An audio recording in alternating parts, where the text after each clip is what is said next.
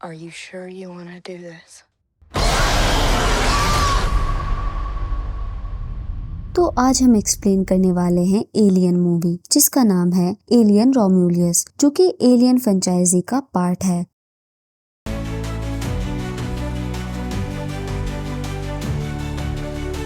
स्वागत है आपका हमारे चैनल अ मूवी एक्सप्लेनर में।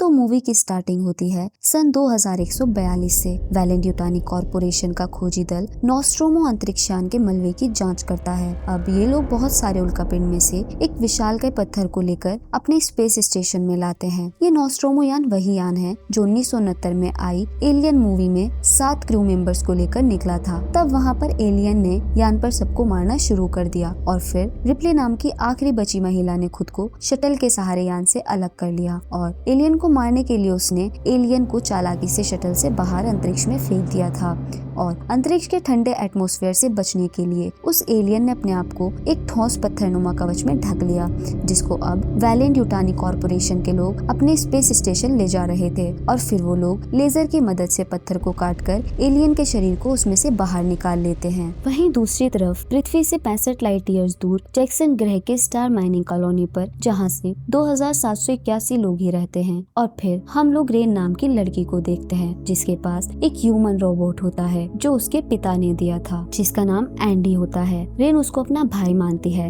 एंडी का सिर्फ एक ही उद्देश्य होता है, रेन की हिफाजत करना। लेकिन उसके माता पिता खदान में काम करने की वजह से पहले ही बीमारी के कारण मर चुके थे, इसलिए अब रेन कैसे भी करके इस कॉलोनी से निकलकर युवागा ग्रह पर जाना चाहती थी। इंसानों ने टेराफॉर्मिंग करके उस ग्रह का वातावरण बिल्कुल पृथ्वी के जैसा बना दिया था, पर वहाँ पर जाने की एक शर्त थी कि जो कोई भी युवागा ग्रह पर जाना चाहता है उसको यहाँ माइनिंग कॉलोनी में 12,000 घंटे काम करने का अपना टारगेट पूरा करना होता है, जो कि रेन पूरा कर चुकी थी। लेकिन कॉर्पोरेशन ने उसके एग्रीमेंट को चालाकी से 24,000 घंटों में बदल दिया था, जिसको पूरा करने में 5 से 6 साल और लग जाते। अब रेन परेशान होकर वहीं एंडी के साथ बैठ जाती है और उसे ऐसा लगने लगा था कि युवागा ग्रह पर जाना उसका सपना ही रह जाएगा। तभी कई साल बाद उसका एक्स बॉयफ्रेंड टाइलर उसको कॉल करके तुरंत मिलने के लिए बुलाता है। उसके यहाँ पहुंचकर रेन को टाइलर की बहन के, नुआरो, बियॉर्न भी मिलते हैं। वहाँ टाइलर रेन को बताता है हमें यहाँ से निकलने का एक मौका मिला है। तभी रेन कहती है पर युवागा तक जाने के लिए हमको 9 साल लग जाएंगे और इतनी लंबी यात्रा के लिए हमें स्लीपिंग पॉड्स चाहिए। तो टाइलर बताता है हमें एक शिप मिला है जो अंतरिक्ष में ऐसे ही भटक रहा है, उस पर स्लीपिंग पॉड्स हैं, हमको बस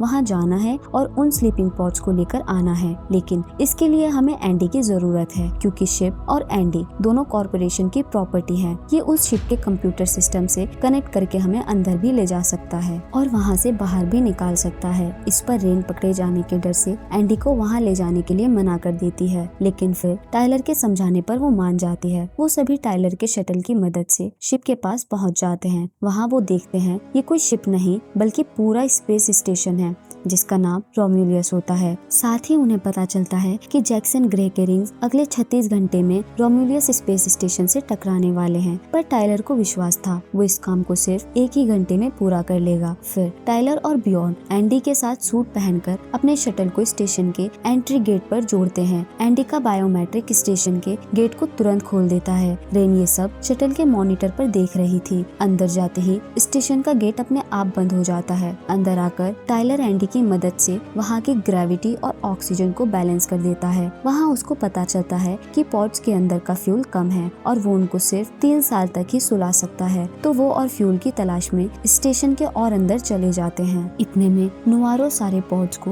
अपने शटल में ट्रांसफर कर लेती है। असल में इस स्पेस स्टेशन को 2 हिस्सों में बांटा गया था और इसका नाम रोम की पौराणिक कथाओं के अनुसार 2 जुड़वा बच्चे रोमुलस और रेम्स पर रखा गया था, जो एक मादा भेड़िए का दूध पीकर बड़े हुए और रोमुलियस ने अपने भाई की हत्या करके रोम साम्राज्य की स्थापना करी थी। अब एंडी को उन दोनों से पता चलता है कि वो रेन के साथ युवागा ग्रह पर नहीं जा सकता, क्योंकि वहाँ किसी भी तरह के मशीनी मानव को आने की अनुमति ही नहीं थी। इसलिए उसको हमेशा ही जैक्सन ग्रह पर रहना होगा और ये बात रेन पहले से ही जानती थी। इस पर एंडी टाइलर से कहता है रेन के साथ अच्छा होने के लिए मुझे ये भी मंजूर है। स्टेशन के और अंदर जाने पर उन्हें एक बहुत बुरी हालत में टूटा हुआ एंड्रॉइड मिलता है। उसे देखकर वो समझ ही नहीं पा रहे थे आखिर इस स्टेशन पर हुआ क्या था। फिर उनको क्रू चैम्बर में फ्यूल मिल जाता है, पर जब ये दोनों उसको निकालते हैं तो बियॉन का हाथ नाइट्रोजन गैस से जल जाता है और तभी स्टेशन का सिस्टम उस चैम्बर को लॉक कर देता है। और एंडी जब उसे खोलने की कोशिश करता है तो स्पेस स्टेशन का सिस्टम उसे खोलने से डिनाई कर देता है। ऊपर से वहाँ का तापमान गर्म होने लगता है। अब उनको वहाँ से निकलने के लिए नुआरो और रेन स्टेशन के अंदर आती हैं। रेन चैम्बर के गेट को खोलने के लिए वहाँ पर पड़े एंड्रॉइड के चिप को निकालकर टाइलर को देती है और उस चिप को एंडी के ब्रेन में डालने को कहती है, जिससे स्टेशन का सिस्टम एंडी को स्टेशन का ही समझे और गेट खोल दे। टाइलर वैसा ही करता है तो एंडी को रिबूट होने में कुछ समय लगता है। उसी चैम्बर में बहुत सारे फेस हगर्स को फ्रीज किया हुआ था जो अब तापमान बढ़ने से जिंदा होने लगे थे। वो बियॉन और टाइलर पर हमला कर देते हैं, लेकिन वो दोनों उनसे लड़ते हुए अपडेट हो चुके एंडी की मदद से चैम्बर से बाहर आ जाते हैं। उनके साथ फेस हगर्स भी बाहर निकल आते हैं। उनमें से एक फेस हगर नुआरो पर हमला कर देता है। वो सभी जितना उसे हटाने की कोशिश करते हैं, फेस हगर उतना ही उसकी गर्दन को दबाता चला जाता है। तभी एंडी उसको मिली नई जानकारी से बताता है, इस हालत में उसको अलग मत करो। वो नुआरो की मांसपेशियों के साथ अंदर तक जुड़ चुका है और मुझे ये नहीं पता कि वो हटेगा कैसे, लेकिन वो इसका जवाब वहाँ पर टूटे पड़े एंड्रॉइड से लेने के लिए उसे रीएक्टिवेट करता है।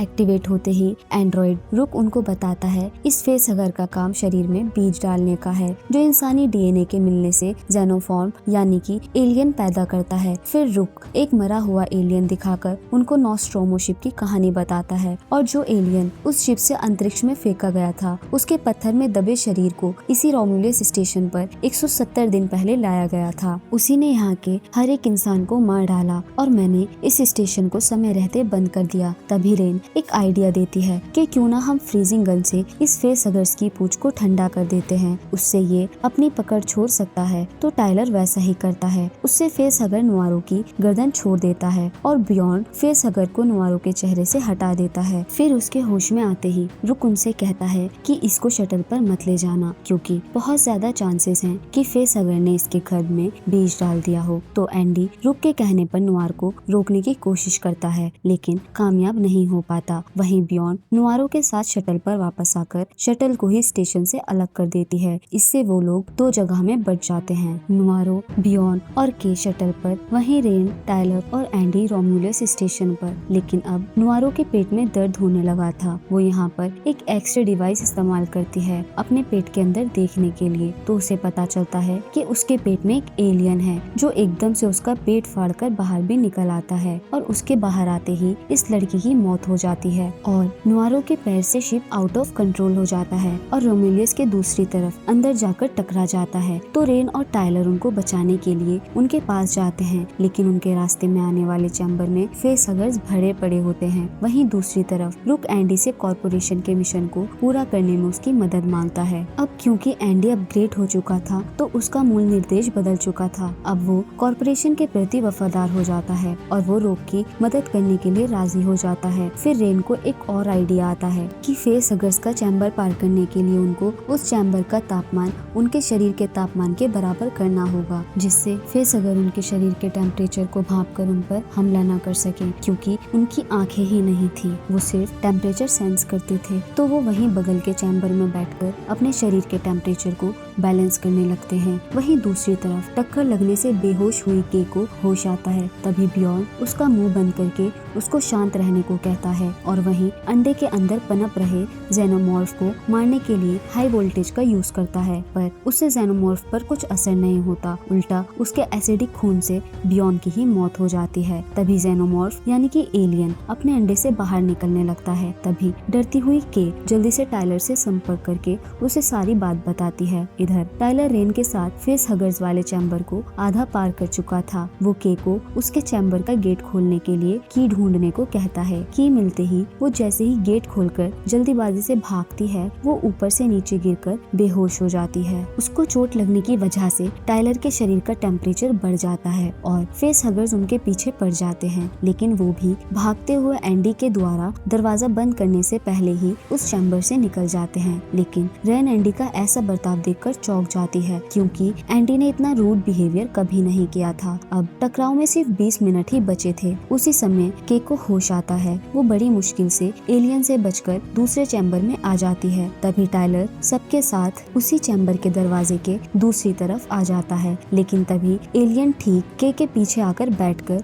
उसे देखने लगता है। एलियन को देखकर एंडी समझ जाता है अगर उसने दरवाजा खोल दिया तो एलियन सबको मार देगा, इसलिए टाइलर और रेन के लाख कहने पर भी एंडी दरवाजा नहीं खोलता। तो एलियन केक को घायल करके अपने साथ ले जाता है। फिर रेन एंडी पर गुस्सा करती हुई उसको चांटा मारकर खुद ही रोने लगती है और एंडी से उसका मुख्य उद्देश्य पूछती है। एंडी उसको बताता है अब उसके पास नए निर्देश हैं, उसको अब कॉर्पोरेशन के फायदे के लिए काम करना है। रेन ये बात सुनकर समझ जाती है कि रुक के एंड्रॉइड की चिप एंडी को कंट्रोल कर रही है और अब वो पहले कॉर्पोरेशन के उद्देश्य को ही पूरा करेगा। उसके बाद एंडी उन दोनों को लेकर रोमुलस की लैब में जैसे ही पहुंचता है तभी रुक कंप्यूटर की स्क्रीन पर उनको बताता है वैलेंट कॉर्पोरेशन का उद्देश्य हमेशा से इंसानों को पूर्ण रूप से विकसित करना था, जिसको कभी कोई बीमारी न मार सकेगी, न कोई प्रलय उसे मिटा सकेगी और वो हर तरह का तापमान झेल सकेगा। साथ ही उसके अंदर अंतरिक्ष में जीवित रहने की शक्तियाँ भी होंगी। उसी उद्देश्य को पूरा करने के लिए मैंने एलियन के डीएनए में से एक पोषक द्रव की खोज की। ये द्रव इंसानों में इंजेक्ट करने के बाद उनको चमत्कारी ढंग से ठीक कर सकता है और उनको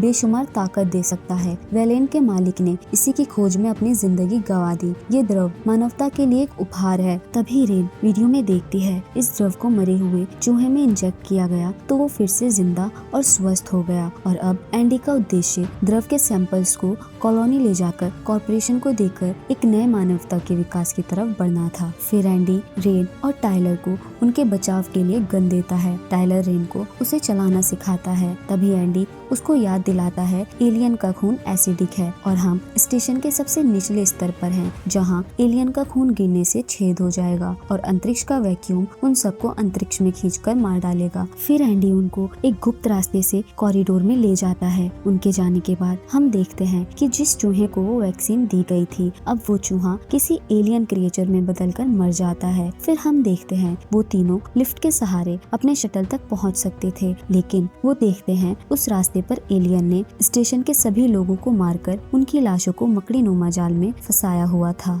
वहीं उनको केक की आवाज आती है। वो बहुत ज्यादा घायल होती है। वो दोनों जाल से उसे बाहर निकाल लेते हैं। फिर उसको ठीक करने के लिए एंडी उन्हें द्रव देता है, लेकिन रेन उसको इंजेक्ट करने से मना कर देती है क्योंकि अभी उसको उस पर विश्वास नहीं था। उसी समय एलियन वहां आकर जैसे ही रेन पर हमला करता है तभी टाइलर बीच में आकर रेन को तो बचा लेता है लेकिन खुद मारा जाता है। साथ ही एलियन एंडी पर वार करके उसे पैरालाइज कर देता है। तभी वहाँ बहुत सारे एलियंस और फेसहगर्स आने लगते हैं तो रेन के को लिफ्ट के सहारे अपने शटल तक ले जाने लगती है, लेकिन तभी रेन को एंडी को वहाँ नीचे छोड़ देने का पछतावा होता है। तो वो के को द्रव देकर शटल से कॉलोनी चले जाने को कहकर एंडी को बचाने वापस नीचे उतर आती है और बड़ी सावधानी के साथ एंडी को कंट्रोल कर रही चिप को निकालकर उसकी की से उसे रीसेट करती है। इससे एंडी वापस रेन के प्रति वफादार हो जाता है। इतने में एलियंस का झुंड वहाँ आ जाता है। ऊपर से एंडी का बायोमेट्रिक अब काम करना बंद कर देता है। वो वहाँ फंस चुके थे। फिर अचानक से रेन खड़ी होकर ग्रेविटी जनरेटर को बंद कर देती है, जिससे वो सभी हवा में तैरने लगते हैं। फिर वो एक एक करके सभी एलियंस को बंदूक से भून देती है। ग्रेविटी ना होने की वजह से एलियन का एसिडिक खून हवा में चारों तरफ फैलने लगता है। तो वो दोनों एसिडिक खून से बचते हुए लिफ्ट के रास्ते में पहुंच जाते हैं और ग्रेविटी ना होने की वजह से बिना लिफ्ट के ही ऊपर जाने लगते हैं। लेकिन बीच रास्ते में ही जनरेटर अपने आप एक्टिवेट होकर ग्रेविटी पैदा कर देता है। एंडी पहले ही सीढ़ी को पकड़ लेता है, लेकिन रेन सीढ़ी को पकड़ नहीं पाती और नीचे गिरने लगती है। वहीं नीचे गिरते हुए एक एलियन उसको हवा में ही पकड़ लेता है। ऊपर से उनका एसिडिक खून फ्लोर पर गिरने से स्टेशन की दीवार में छेद कर देता है, जिससे वहाँ वैक्यूम बन जाता है। अब इससे पहले एलियन रेन को मारता तभी एंडी उस पर गोलियां चलाता हुआ रेन को बचा लेता है। वहीं दूसरी तरफ के का शरीर जवाब दे जाता है तो वो द्रव को अपने अंदर इंजेक्ट करके शटल के अंदर आ जाती है। फिर जैसे ही ही स्टेशन जैक्सन ग्रह के रिंग से टकराता है तब तक रेन और एंडी भी शटल में आ जाते हैं और शटल की मदद से टूटते हुए स्टेशन से बाहर आ जाते हैं। उसके बाद रेन के और को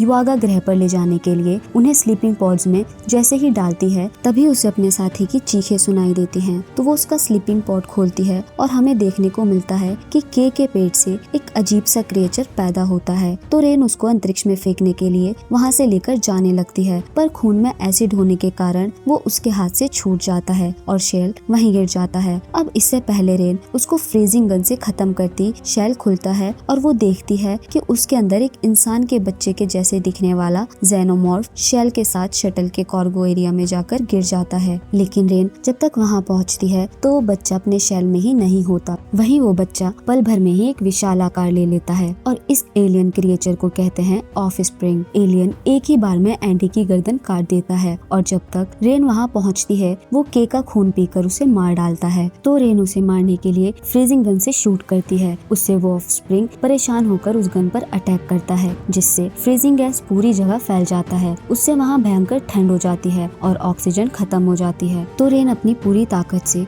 अपना स्पेस सूट पहनकर अपनी जान बचाती है और कार्गो एरिया को शटल से अलग करने के लिए उसके आखिरी लीवर को जैसे ही खींचती है तभी ऑफस्प्रिंग वहाँ आकर उसे नीचे पटक देता है। तो रेन उसके शेल में बचे एसिडिक खून से कार्गो एरिया के फ्लोर को पिघला देती है जिससे अंतरिक्ष का वैक्यूम दोनों को बाहर खींच लेता है। अब क्योंकि रेन ने खुद को पहले से ही तार से बांधा हुआ था तो वो तार आखिरी लीवर को भी खींच देता है जिससे कार्गो एरिया के साथ ऑफस्प्रिंग भी जैक्सन ग्रह के रिंग से टकराकर खत्म हो जाता है और रेन वापस शटल में आ जाती है। फिर वो एंडी को स्लीपिंग पॉड में लेटाकर उससे उसको ठीक करने का वादा करती है और फिर शटल में ग्रह की लोकेशन डालती है। उसके बाद वो खुद भी स्लीपिंग पॉड में जाकर अगले 9 साल के लिए सो जाती है और ये कहानी यहीं खत्म हो जाती है। आई होप आपको ये मूवी एक्सप्लेनेशन पसंद आई होगी, तो वीडियो को लाइक करें और कमेंट में हमें जरूर बताएं कि आप नेक्स्ट एक्सप्लेनेशन किस मूवी पर चाहते हैं और हमारे चैनल को सब्सक्राइब करना ना भूलें।